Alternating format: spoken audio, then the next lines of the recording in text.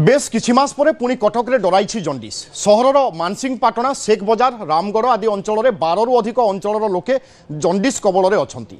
कारण जना पड़ी नथिले मध्य मुख्यतः दूषित पाइप पानी जोगु जंडिस होइथिबा अभियोग करिसंती लोके।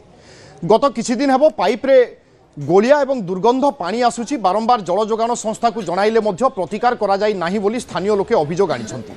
जंडिस व्यापीबा परे मंगलवार सीएमसी मेयर कमिशनर एवं वाटको परिचालना निर्देशक प्रभावित अंचल परिदर्शन करने सहित पदक्षेप नेबापी अधिकारी निर्देश देइछंती।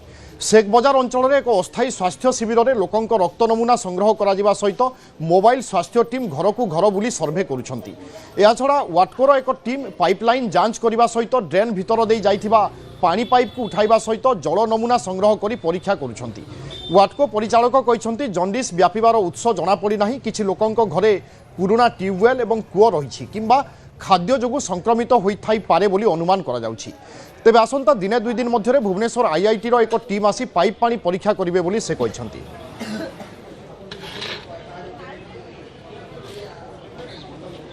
तीन जन को हेतिला, तीन जन को टोटल हेतिला जंडिस। अबिका समस्त रिकवरी कर साइलुनी। अबिका भल अच्छु। ए पानी बहुत अफेक्टेड, बहुत बाजे पानी आसिला।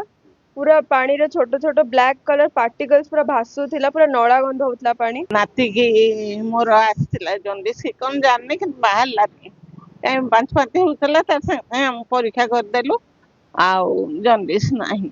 अगो पानी फुटे बुली आमे आशा दीदी अंगनवाड़ी दीदी समस्त एरिया को जाउछु, डोर टू डोर बुलुछु, लोकों को सचेतन करूछु कि माने से माने जदी जहार पानी खराब आसुची से माने वाटको वाला सहित जोगाजोग करके निजर पानी पाइप बदलांतु। ताहा सहित आम क्लोरोक्विन बटिका भी दिया होउची। हमर एपर्यंत आगुरु थिले पुराना 7 जण, एबे जो करिथिल फास्ट दिन हमर जतले कैंप पड़तिला सेतले जो 20 जण आसी ब्लड देथिले तादरु जणे पॉजिटिव बाहरचन। बहुत जनकर पर्सनल ट्यूबवेल रोची, डीप सैलो वेल रोची, केते जनकर कूଅ भी अच्छी।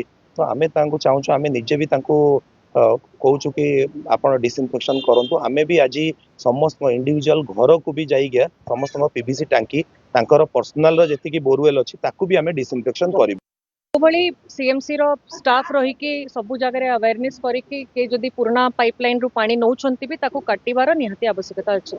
नुआ पाइपलाइन केते कष्ट करी कि करा जाउछि, माने नुआ पाइपलाइन रु जेमति स्वच्छ भल पानी समस्ते पाई परिबे से दिगरे समस्तंकर कर्तव्य अछि आसिक सुपरवाइज करंतु। एई भली जंडिस के एभली डिजीज आक्रांत हला को समस्त को गोटे भयभीत सिचुएशन रे आसुचंती आ विश्वास भी रहू नाही कि आमे पानीटा जो नौछु पानी पर विश्वास करि परिबु कि नाही। तो सरकार भी डिपार्टमेंट रो प्रथम गुरुत्व दबा दरकार ए जेमति सिचुएशन टा रिपीट न हो।